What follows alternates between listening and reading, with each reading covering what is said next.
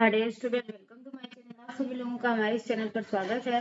आज का हमारा जो प्रैक्टिस सेट है, ये प्रैक्टिस सेट आपको गर्भावस्था के जो होने वाली परेशानियां हैं उससे रिलेटेड क्वेश्चन है।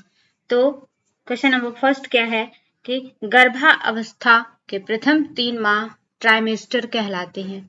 गर्भावस्था के गर्भावस्था को 3 भागों में डिवाइड किया गया है। एक आपका पहला ट्राइमेस्टर, दूसरा आपका द्वितीय ट्राइमेस्टर और तीसरा तृतीय ट्राइमेस्टर होता है। 3 मंथ करके इसे डिवाइड किया गया है।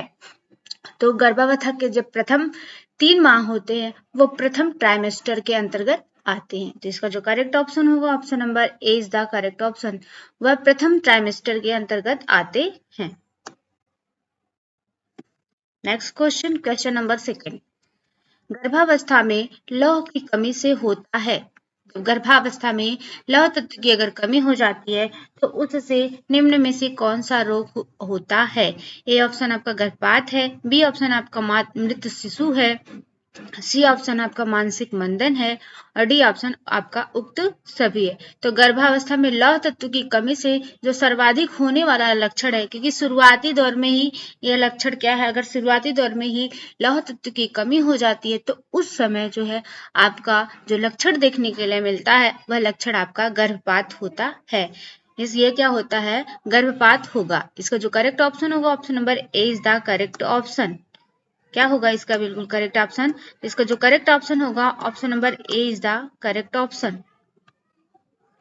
Next question, question number third. निम्नलिखित सूची फर्स्ट को सूची सेकंड के साथ सुमेलित कीजिए। सूची फर्स्ट में क्या है? बबलिंग करना और गूं गूं की आवाज करना। बी आपका क्या है? आत्म वास्तविकरण या स्वयं सिद्धि करना। सी क्या है? यांत्रिक साम्य अवस्था है और डी ऑप्शन आपका क्या है? भ्रूणा अवस्था है। सूची सेकंड में क्या है? फर्स्ट आपका गर्भस्थ की गति है, सेकंड आपका स्नायु तंत्र का तीव्र विकास है और थर्ड आपका बच्चे की भाषा है, फोर्थ आपका क्या है? मैस्लो जो है और फिफ्थ आपके बीएफ स्किनर है। ठीक है, इसका जो करेक्ट ऑप्शन होगा, ऑप्शन नंबर, इसका करेक्ट ऑप्शन जो है, यहां से हम अगर मैच करें इसको तो क्या है? बबलिंग तथा गूं गूं की करना।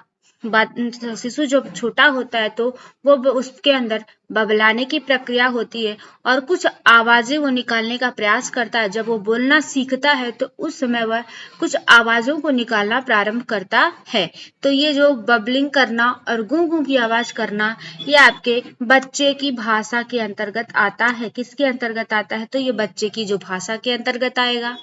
आत्म वास्तवीकरण या स्वयं सिद्धि करना, यह किसका सिद्धांत है? यह जो सिद्धांत है ये किसका, इस विचार को किसने दिया था? तो इस विचार को मैस्लो के द्वारा दिया गया है। किसके द्वारा? मैस्लो के द्वारा यह विचार आपका दिया गया है। और यांत्रिक साम्य अवस्था की बात अगर करें तो यांत्रिक साम्य अवस्था जो है वो किसके द्वारा दी गई है? तो ये इस बीएफ स्किनर के द्वारा दी गई है। किसके द्वारा? बीएफ स्किनर जी जो है इनके द्वारा ये यांत्रिक साम्य अवस्था दी गई है। और क्या है? भ्रूणावस्था जो है, तो भ्रूणावस्था में क्या होता है? तो भ्रूणावस्था जो है इसमें स्नायु तंत्र का तीव्र विकास होता है।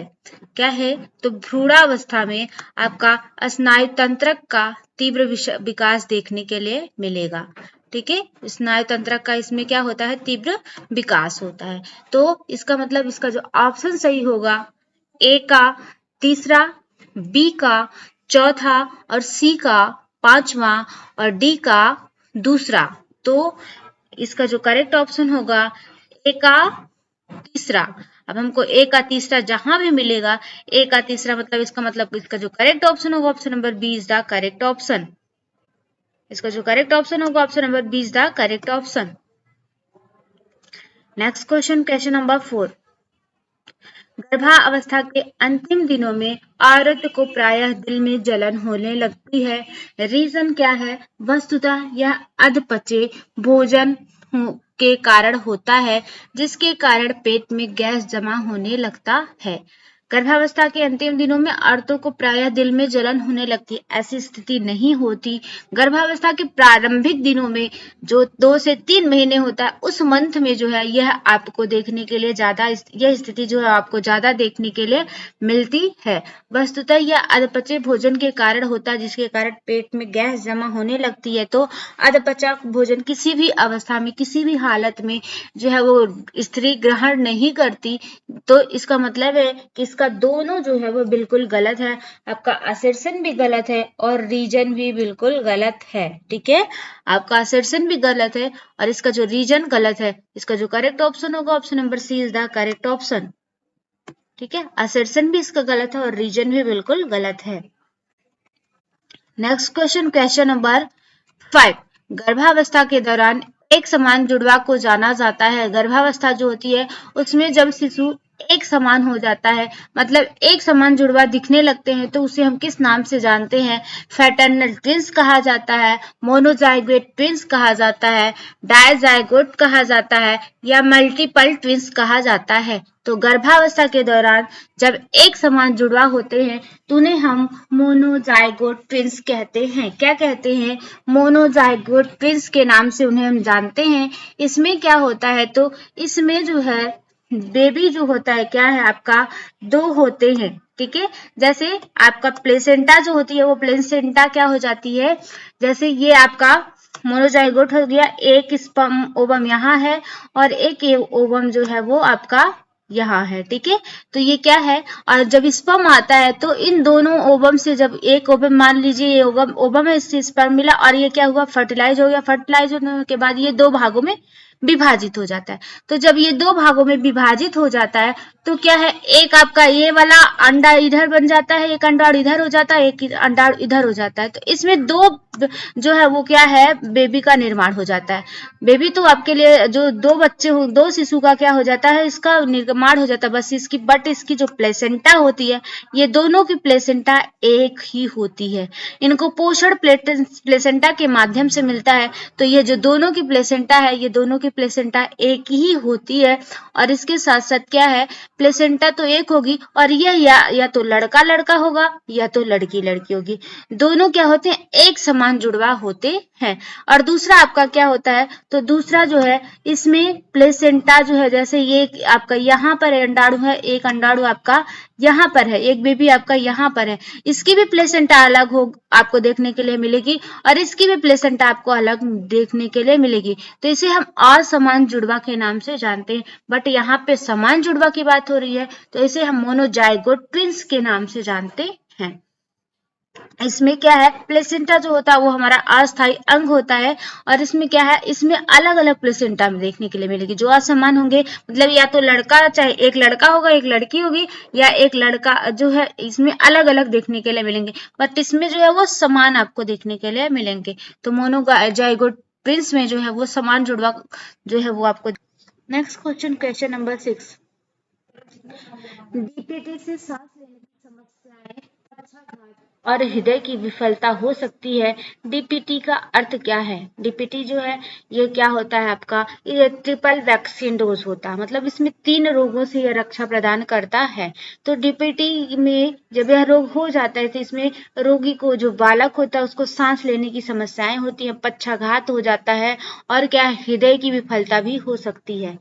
तो ये किस रोग, डीपीटी का अर्थ क्या है, डिप्थीरिया, पर्टुसिस और टिटनेस है। ए ऑप्शन डिप्थीरिया, पर्टुसिस और टॉक्सिन है, बी ऑप्शन डिप्थीरिया, पर्टुसिस और टिटनेस है, सी ऑप्शन डिप्थीरिया, पोलियो और टिटनेस है, डी ऑप्शन डिप्थीरिया, पोलियो और टॉक्साइड है। तो डिप्थीरिया, पर्टुसिस और टिटनेस इसका बिल्कुल करेक्ट ऑप्शन होगा। Next question, question number 7। भारतीय सार्वभौम प्रतिरक्षा कार्यक्रम के अनुसार एक नवजात शिशु को दिया जाने वाला पहला टीका इनमें से किससे सुरक्षा के लिए दिया जाता है? तो भारतीय सार्वभौम प्रतिरक्षा कार्यक्रम के अनुसार एक नवजात शिशु को जो दिया जाने वाला पहला टीका होता है वह आप इसमें से किसकी सुरक्षा करता है? तो ए ऑप्शन आपका बीसीजी का है, बी ऑप्शन आपका डीपीटी है, ये डीपीटी है, सी ऑप्शन आपका पोलियो है, डी ऑप्शन खसरा है। तो भारतीय सार्वभौम प्रतिरक्षा कार्यक्रम के अनुसार नवजात शिशु को दिया जाने वाला जो पहला टीका होता है यह बीसीजी का टीका होता है। इसे बैसिलस कॉलमेट ग्यूरिन के नाम से जानते हैं और यह जब शिशु जन्म लेता है तो शिशु जन्म लेने के 24 घंटे के अंदर ही इस टीको को दिया जाता है, जिससे शिशु को तपेदिक से बचाया जा सके। इसका जो करेक्ट ऑप्शन होगा option number A is the correct option. Next question, question number 8।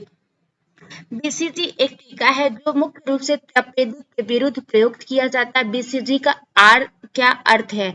Baby flour Guerin, bacillus Calmette Guerin, bacterium cure Guerin, baby care Guerin. तो बैसिलस कॉलमेट ग्यूरिन जो है इसका करेक्ट ऑप्शन होगा। बीसीजी का full form है आपका bacillus Calmette Guerin. Next question, question number 9। Splenic dysfunction वाले बच्चे जिनका पहले 9 महीने में निदान किया जाता है उसके लिए क्या आवश्यक होता है? क्या है? स्प्लेनिक डिसफंक्शन वाले बच्चे जिनका पहले 9 महीने में निदान किया जाता है उसके लिए क्या आवश्यक होगा? ए ऑप्शन आपका इन्फ्लुएंजा का टीका, बी ऑप्शन आपका हिबुमेंसी का टीका, सी ऑप्शन आपका बीसीजी का टीका और डी ऑप्शन आपका डीपीटी का टीका। इसका जो करेक्ट ऑप्शन होगा ऑप्शन नंबर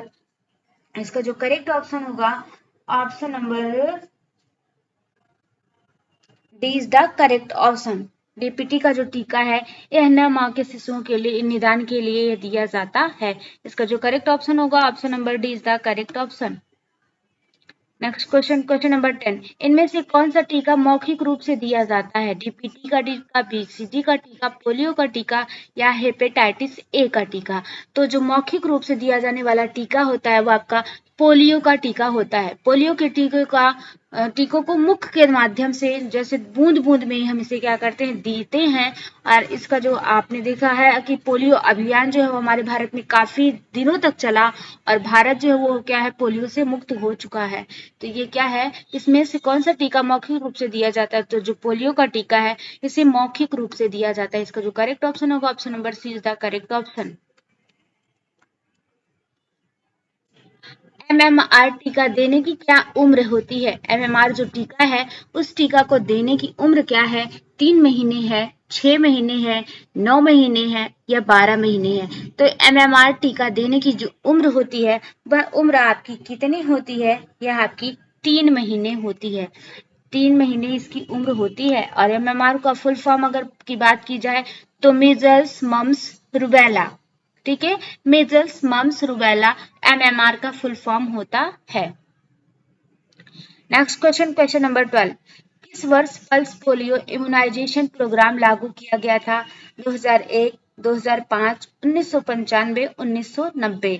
किस वर्ष पल्स पोलियो इम्यूनाइजेशन प्रोग्राम लागू किया गया था? 2001, 2005, 1995, 1990। तो जो पल्स पोलियो प्रोग्राम लागू किया गया था वह आपका 1995 में लागू किया गया था। कब? आपका 1995 में लागू किया गया था। 1995 में इसे लागू किया गया था। Next question, question number 13। आशा की क्या भूमिका होती है? आशा की भूमिका निम्न में से क्या होती है? ए ऑप्शन आपका गृहस्थी स्तर पर गर्भवती महिलाओं को स्वास्थ्य देखरेख की सुविधा उपलब्ध कराना, बी ऑप्शन आपका नगद अंतरण उपलब्ध कराना, सी ऑप्शन आपका प्रसव पूर्व देखरेख की सुविधा उपलब्ध कराना और डी ऑप्शन आपका अन्नपूरक देखरेख सुविधा उपलब्ध कराना। तो गृहस्थी स्तर पर गर्भवती महिलाओं को स्वास्थ्य की देखरेख की सुविधा उपलब्ध कराना, यह जो आशा होती है इनकी महत्वपूर्ण भूमिका होती है। तो इसका जो करेक्ट ऑप्शन होगा option number A is the correct option.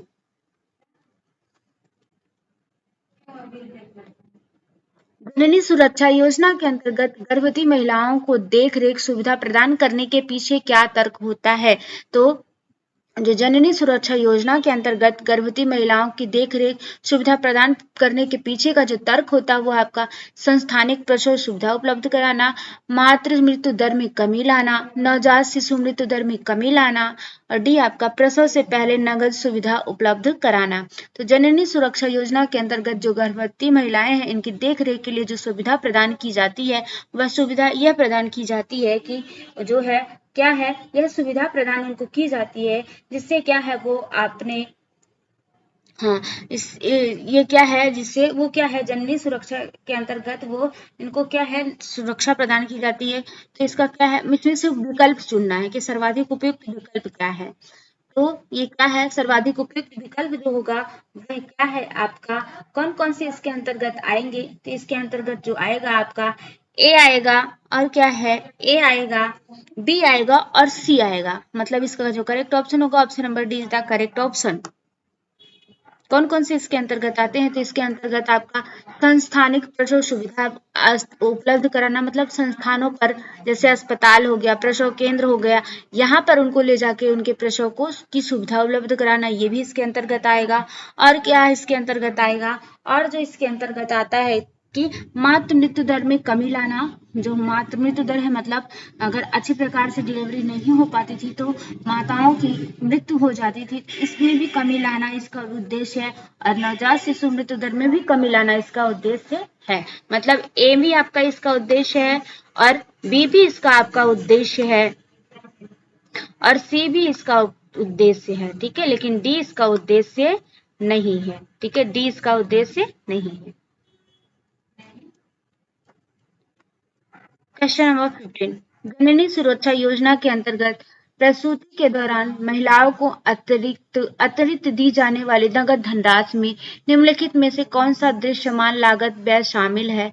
यह ऑप्शन आपका सह परिवार पर आने वाला व्यय, बी औषधि की आपूर्ति, सी अस्पताल कर्मी को सदस्य शुल्क, डी भोजन पर किया गया व्यय। तो जननी सुरक्षा योजना के अंतर्गत प्रसूति के दौरान महिलाओं को अंतरित की जाने वाली जो नकद धनराशि होती है वह धनराशि आपकी कौन सी होती है, क्या इसके अंतर्गत क्या क्या आता है। तो क्या है, सह परिवार पर आने वाला व्यय, जी नहीं, ये बिल्कुल गलत बात है। सह परिवार से जननी सुरक्षा योजना से कोई मतलब नहीं है।